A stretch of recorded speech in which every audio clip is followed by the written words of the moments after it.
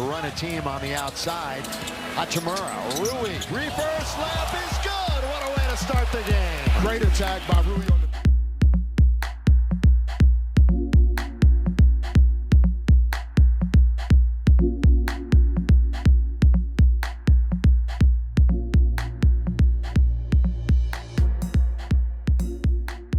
normally would come off the bench, but no Devin Booker or Green tonight. Yeah, he set a franchise record for most threes in a season. There's a leading scorer in the history of the game. Get that out of here on a shot by Ryan Dunn. Kennard, bounce, and a good one. Here comes LeBron. Throw it down. Throw it down with two hands. What a great pass and a dive. At one point early, if you joined us late, LeBron through the legs. LeBron isolated. LeBron, there's that little follow-away at the base, and it's good again. Nothing but net. Gives you a chance to have home court advantage in the playoffs. So it's a nice accomplishment, but oh, LeBron!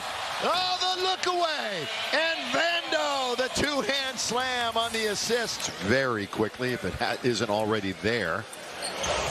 That behind him at times. And Jared Vanderbilt did a good job. Saw the defender's numbers cut to the basket. How about this again? Kleba! Same thing. Same thing. So, Rui, because Houston lost at home to Minnesota, you guys at least clinch home court for round one. Now, some scenarios could have you to the 3 if Denver loses, you beat Utah, blah, blah, blah. Point is, you'll at least have home court for round one. What does that do for you just as you approach the postseason? It's big. It's big for us. I think the home court advantage is really big.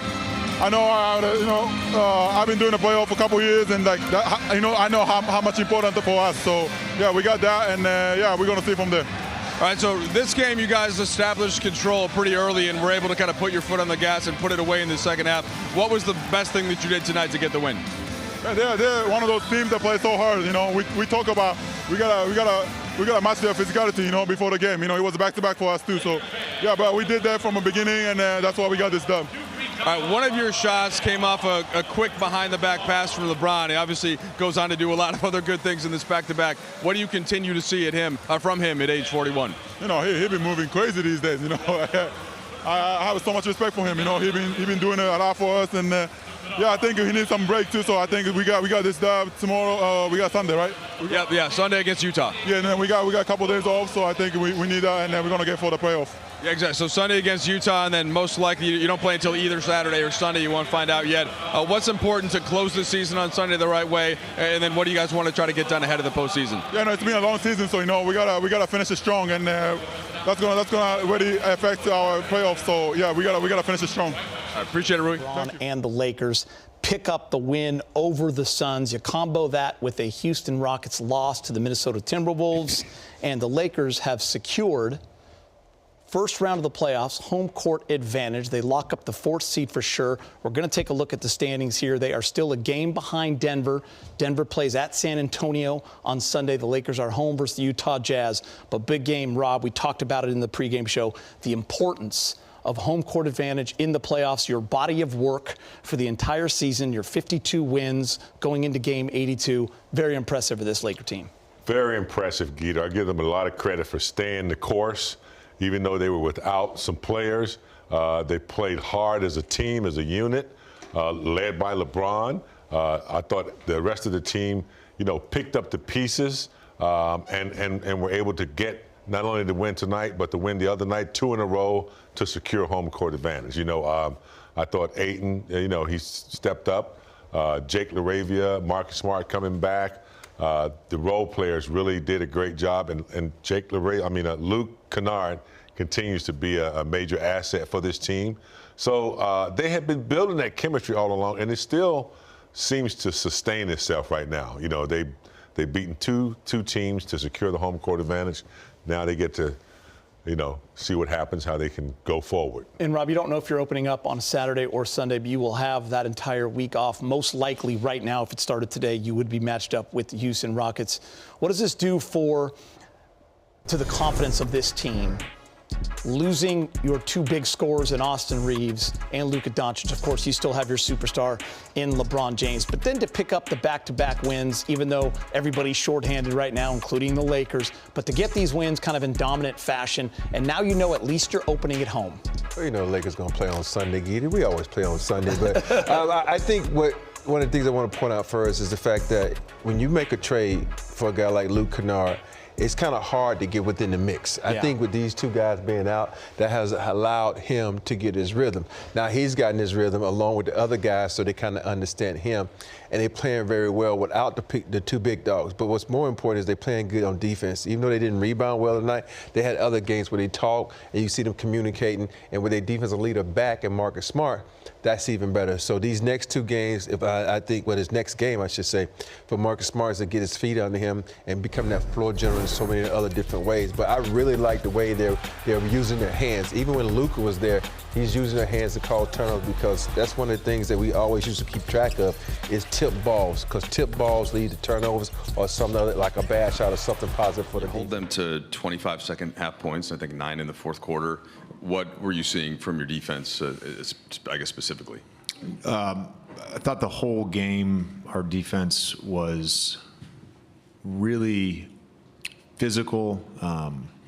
Outside of a couple, mishaps, I thought we talked pregame a lot about just being able to execute our coverages, and because they do so many different things, whether it's stack, the backside action, all the off-ball stuff, and I think our guys did a great job of that, and they did it with physicality. And then I told you at halftime, the one thing that wasn't good in the first half was their offensive rebounds. They're the highest crash rate in the NBA. They send 5 guys sometimes. So with the amount of threes they take, you're naturally going to give up a few offensive rebounds. I thought we were much better with our physical box outs in the second half, and but that it was just I thought our defense from the start was really good. And then just zooming out, so you clinch home court at worst, and you'll see if it's 3 or 4 depending on Denver's result. But no 65 games, no LeBron, Austin, and Luka. Not any one of them got to that. How would you have kind of been met with that, thinking you would get home court in the West while kind of having those 3 miss the amount of time that they did?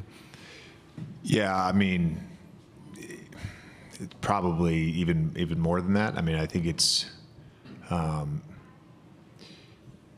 goal. Every year I've ever been in the NBA, your goal is to win a championship. That's your goal. And when you represent the Lakers and you play for the Lakers and you coach the Lakers, that's their goal every year. That's our fans' goal every year. Let's not discredit what this group did for the regular season, regardless of what happens in the playoffs, because to get clinch home court and to win 52 games, possibly 53 games, and deal with the amount of adversity we had, not just with injuries, but again with the loudness that is just going to be out there with our team because it's the Lakers. It's a credit to our players. It's a credit to our staff for just persevering and just keeping our head down and doing the work, and coached a bunch of different ways this year. Our players had to adjust. Players made sacrifices. A lot of these guys, as I talked about, are in contract years, and it's been, I think for everybody, like a really great opportunity to grow as players, as coaches, as people. LeBron's averaging 28 points in the 3 games since April 2nd, and I think in the 2 weeks leading up to that game, he had averaged 15.5. Is this kind of the offensive burden that you hope to see him be able to continue to sustain while you're waiting on your backcourt to get healthy? Yeah, I mean, we're going to need him to facilitate. We're going to need him to score. We're going to need him to defend and rebound. I think he recognizes the task at hand, and he's very locked in. He's played great all 3 games. JJ, Phoenix has some traits that mirror the teams the 2 teams now that you could face in the first round, in terms of, they have ball pressure and they play really hard and they crash the glass, particularly without the starting backcourt. How do you think you guys handled getting into offense and stuff tonight? And was this in some ways like a good test for what kind of lies ahead? Yeah, I think just really simplified things. I think we ran, three plays all game. Actually 4, because we ran away a couple times, but we ran 4 plays all game. I mean, it was out of, some stuff out of ATOs, but it was just really simple. And anytime that we can feel a little messy, we can just go to the post or we can go to horns. And I think the ball handling component, with getting Smart back and hopefully, he will be able to play more on Sunday. Him, Luke, whoever that, third guard is off the bench, LeBron, like they've all got to share in that responsibility. And part of that responsibility is trying to get us organized. JJ, recently Luke was saying, he's comfortable doing whatever you guys need to do in terms of handling the ball for himself. He kind of wished he was shooting better, which is, I'm sure, something he would say all the time. But just how, for you, watching him as a coach, how do you... Isn't he shooting like 48% from us? I think he said just recently. Oh, recently. Yeah, okay. recently. Right, yeah. Not overall, but just recently he kind of was wishing that he would shooting a little bit better. Just how do you kind of handle...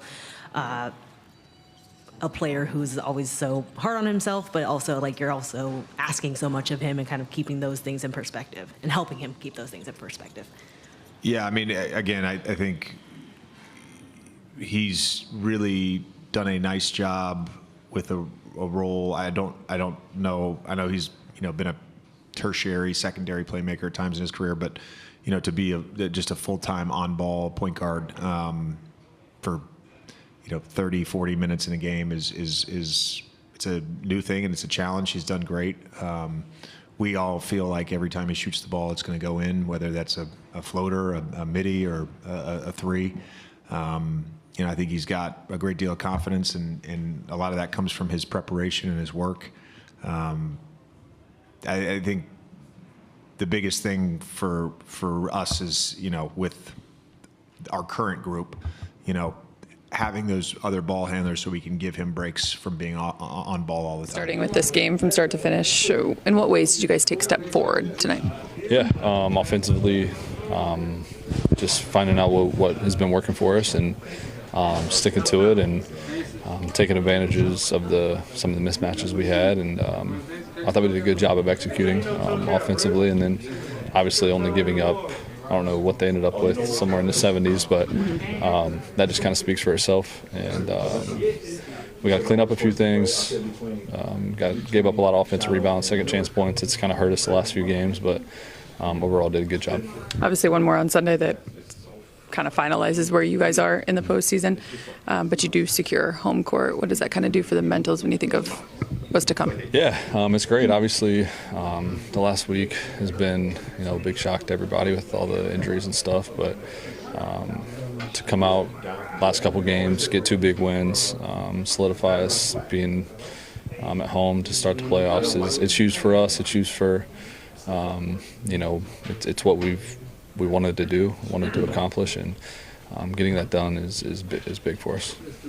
JJ said pregame that he feels like every team out there that still has seeding to be determined will want to play you guys. Can you guys flip that to be like a us against the world type of thing? They're underrating us, they're overlooking us. Yeah, I mean, I guess you understand why people are saying that. You're missing 60 points a game. And yeah, it's definitely out there, and I'm sure people are thinking about that and what we're missing. But we also have him, and the way he's been playing and leading us has been incredible. And obviously, we're going to need him to continue to do that. But I think these last few games, everybody's starting to get a rhythm. We're starting to figure out what playoffs are going to look like for us, rotations and all of that. And guys are getting more comfortable with it, and we're playing well together, and it's been fun. So, yeah, I think no matter who we play, we're going to be ready to fight from day one, game one, and they got to come here first, no matter who it is, and I think we're going to look forward to it. Luke, considering how your role has changed in the last bit, you just brought up playing alongside LeBron and the way he's playing, especially right now. Is there a gratification moment for you, considering your history with him and how long you guys have kind of gone cross paths in that way? Yeah, it's definitely a full circle moment for sure. I mean, When I was in high school, playing for his AU team, and now sitting next to him in the locker room, we're running a lot of two-man action in a game together. So yeah, it's definitely something I don't take for granted, and we're finding something that's been working for us, and it's exciting to do. Obviously, it's a special opportunity for me, and something I've been grateful for since being here, and I'm going to continue to grow with him out there and try to find things that'll work for both of us, and yeah, it's been a lot of fun. What's been the key to this group dealing with sort of that initial shock of losing, AR and getting to the point where you are right now? Yeah, I mean, obviously those first couple of games were tough. We played lineups that haven't played together all year, and then obviously since I've been here. But I think just finding the rhythm, just being professionals, finding out what works, different lineups, guys playing different roles, and just taking the opportunity to get better and learn what we can do and what we can be, and but just also having belief in what we have still. And we got a really good group, a close group, and I think that can take us a long way.